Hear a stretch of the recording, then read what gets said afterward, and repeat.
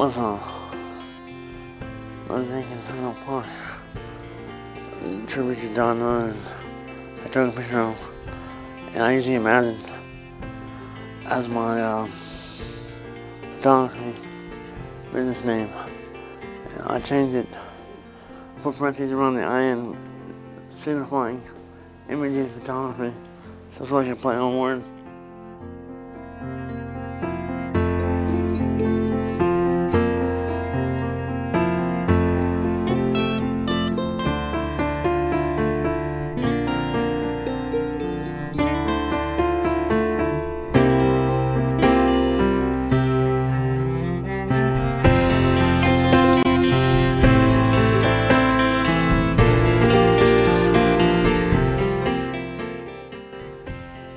First thing I did when I retired was went out and bought a digital SLR and went and took pictures out of bars and stuff. I went to work overtime and come home and go to sleep, and that would be it. When I retired, I needed feedback of people I didn't get from staying home all day, so I went out at night. And I was lucky enough to meet the owners of Fishers, and they took my pictures and put them up on the wall. They were on their wall of their restaurant for a year and a half till they closed down. I did posters for them as I was learning Photoshop. I put posters of them for their dancers and Tim working on Thursday night. Made a lot of friends with photography.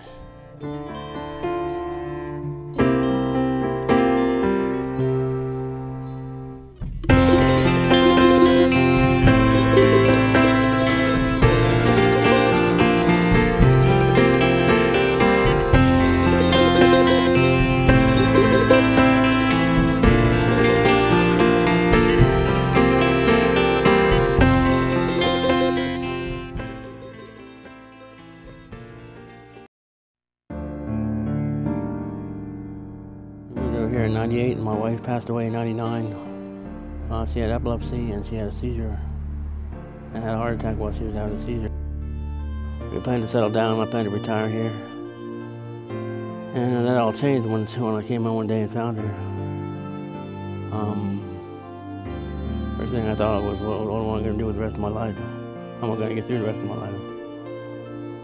I didn't know. Turned out through some twists and changes, it turned out I came to photography as something on some purpose in my life.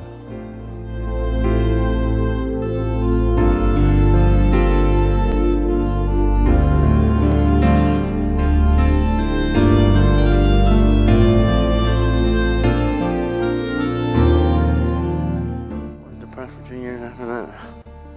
I gained 50 pounds, cried every day.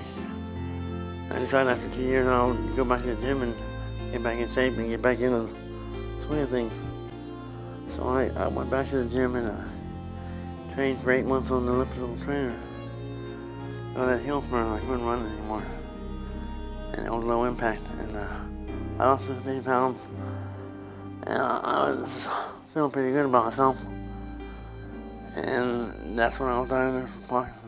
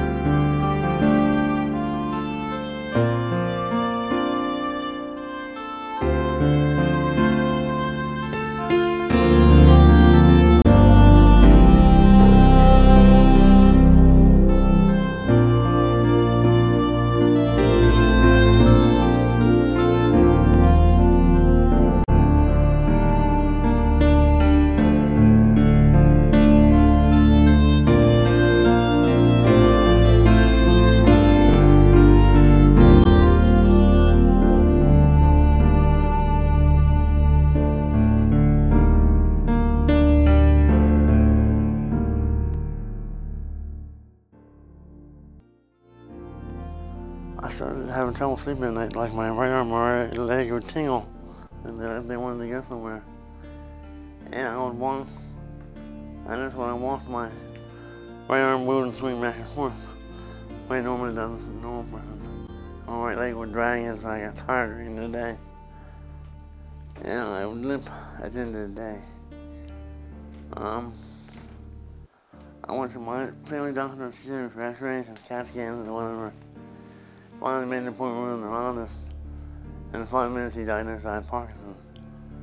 There isn't any test for Parkinson's. There isn't any blood test or anything that you can physically tell. But it's simple coordination test, like tapping your fingers together. Things like that.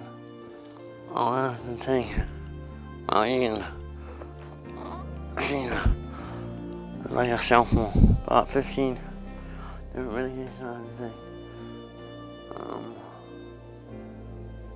It depends. People say, how do you remember when to take them? Well, your life depends on when you take them, and you remember. There's like 4 or 5 different Parkinson's medications that they keep adjusting as they adjust the stimulators that I have in my chest. They go up to my brain. They put wires in my brain, and they send an electrical impulse up to the stimulators until the symptoms of Parkinson's. A lot of what I do is just trying to make him comfortable. He has a lot of issues, like other than Parkinson's disease. He has like acid reflux, and his medication keeps him up all night. So there's like a lot of issues to go on with that. So a lot of what I do is just trying to keep him comfortable. Make sure he takes his meds on time. Make sure he eats food that grows out of the ground. I'm here basically between 6 p.m. and all night, and then there's someone else that comes in at 8 in the morning, and they're here till 4 p.m. And that's Monday through Friday, and then I'm usually here on the weekends.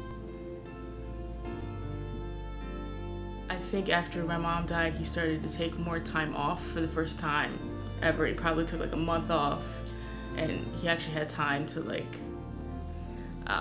we went to the beach, and he actually had time to think, and we couldn't go anywhere without my dad crying, and it was a really sad time. It was definitely hard.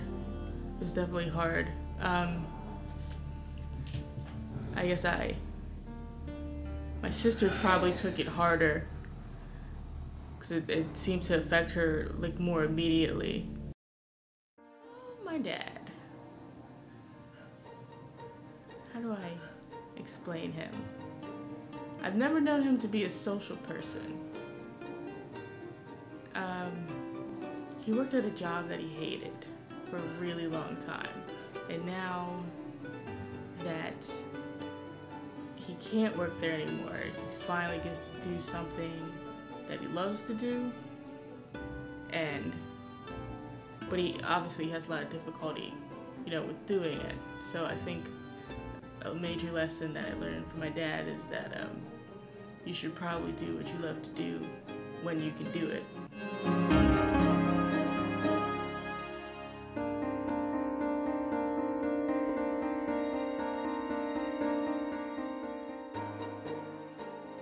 One thing I admire about David and his work is the diversity that he has within his portfolio or even in his house on the walls. Like, it's not just the same type of people that he photographs. There's people with a bunch of tattoos and piercings, people who have no tattoos or piercings, clean, black, white, Puerto Rican, Chinese, just everything. Working with him was very pleasant. He always comes up with new ideas, things that I didn't even think about. He thought about, even with like wardrobe and just throwing things together. Even with his disease, like, you can't even tell with his photography that he has a disease. So he's an amazing person to work with. Parkinson's changed my life. I had to adjust to the circumstances and I got into photography full time because I wanted more most of the time. And I found out I had a gift for it. And I've been pursuing it ever since. It's hard because the better I get, the worse off physically I get. So it's like every day, I should make every day count. I don't know how much longer I want to be able to do it. If you love something, just do it. Don't worry about money. The money will come. I don't know if I can handle the photography I do when I was younger. I'll just do it.